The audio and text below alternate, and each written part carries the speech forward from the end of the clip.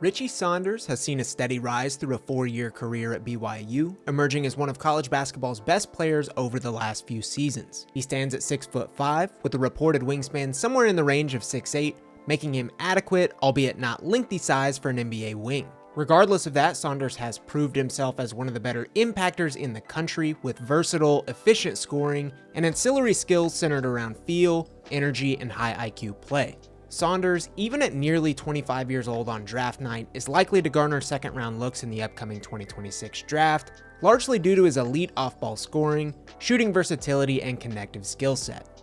Saunders' top projectable skill is certain to be his off-ball scoring, which could likely be plugged into NBA systems tomorrow due to the naturalness with which he plays. In his last 2 seasons, Saunders has emerged as one of BYU's top scoring options, leading the Cougars as a junior and only ranking second to AJ DeBonsa in his senior season. Across 53 games spanning those 2 seasons, he scored 17.5 points on 51% shooting overall, hitting on 42% of his nearly 6 threes attempted per game. Saunders does the vast majority of his scoring off the ball, spotting up, getting out in transition, coming off screen, and more, all things that should translate seamlessly to the NBA. He is among the best spot-up players in the country, able to simply knock down triples, though his affinity reading and attacking closeouts stands out. He's quick and decisive in these situations, able to process the right play to make quickly and limit mistakes. His inside-the-arc scoring is highlighted by his well-utilized pump fake, his ability to catch and rip, attack space with quickness, craft, or physicality,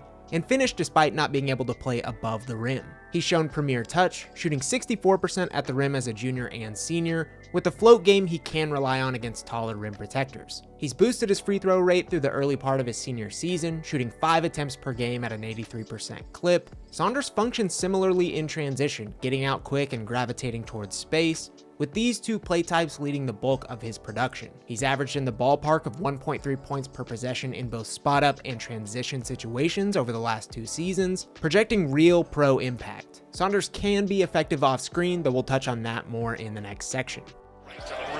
Stay in that middle third of the paint and get there every single time. Saunders attacks. First 20 minutes, and the second half is underway. Saunders hit a 3 at the end of the first half. Bennett's guarding DeBonsa the whole possession.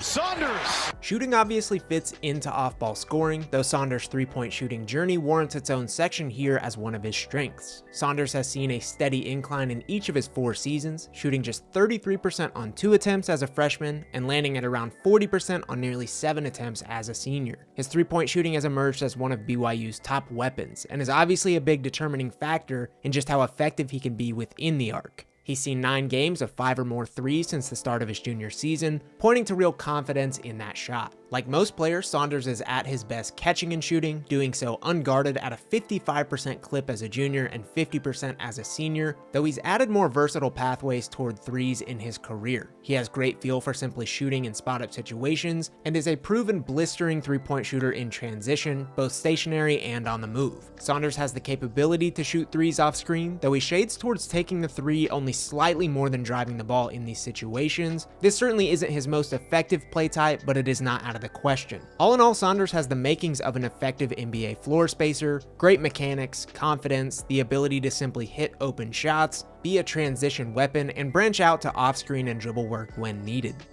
From distance, right out with it. Saunders for 3. Got it. You know, it was going to be Dawson Baker and Pickens, and those 2 out for the season with injuries, as Waller with his first bucket tonight. Saunders to answer back. Maybe it's a big floor. Saunders for 3. Oh, there's the... Here's Wright. Here's Saunders. Got it! Nice.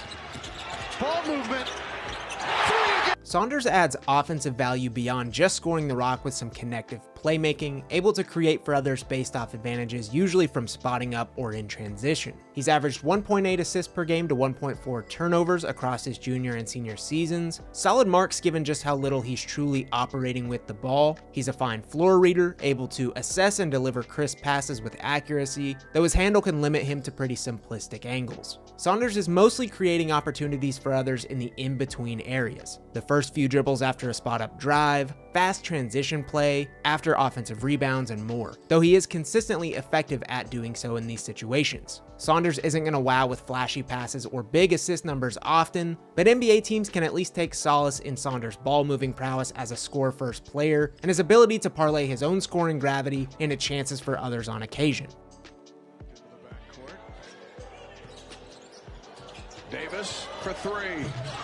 With his big three, all three of them coexisting, all three of them thriving, learning to play together. Here's Maras.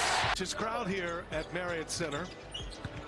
It is a big crowd on hand. 16, 17,000 you think. Davis, corner. Davis off the goal. I tell you, the team that heats up by 1% is going to blow this game open. And this game's physical. Cada lays it in. And Wright with 9. Another steal. Here they come again.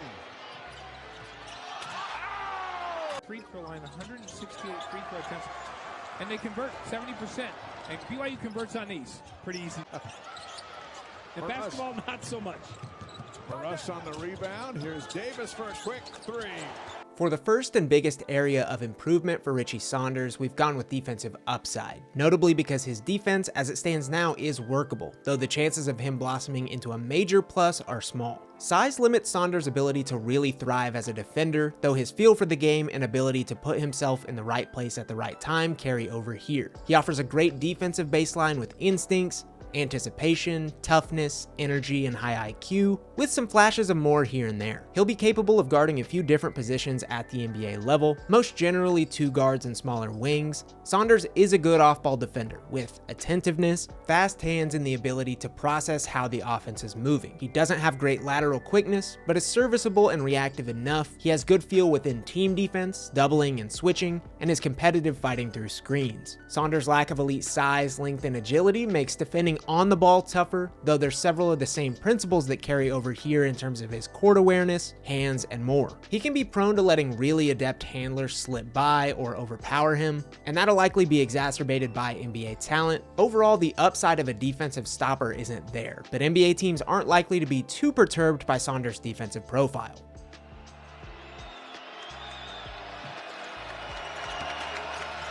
Montgomery got stripped. 1 and 3 under Kevin Young when they make 10 or more of them in a game.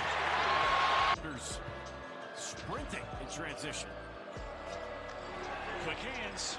Richie tries to pull off the left. Himself after this three. Hard pass underneath.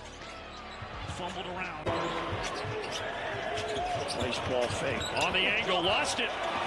Settle them down. Shot clock's at 6. Creating clean offensive looks himself has been a struggle for Saunders, relegating him to a pretty specific offensive skill set centered around spotting up in the half court. He's run 5 isolation attempts total in his last 53 games with BYU, without the combination of A to B athleticism, handling ability, or jump shooting prowess to really create that often. Saunders' role won't be handling the reins of an offense, though even minimal creation would really help to round out his scoring and give him a little more optionality on the wing. He's shown the ability to function as the pick and roll handler, though these reps are a bit too few and far between to warrant real upside at the NBA level, accounting for just 9% of his offensive possessions over the last 2 years. Saunders is likely to be reliant on clean spacing and the offensive creation of others to really thrive, which will be fine for most NBA systems, though it is a ceiling limiter, especially given his age. Totally healthy at any point this season, and they still look like one of the best teams in the country. Saunders with the left won't get to execute. Interesting, he told us he doesn't set up any plays for Richie Saunders. Cada in jail.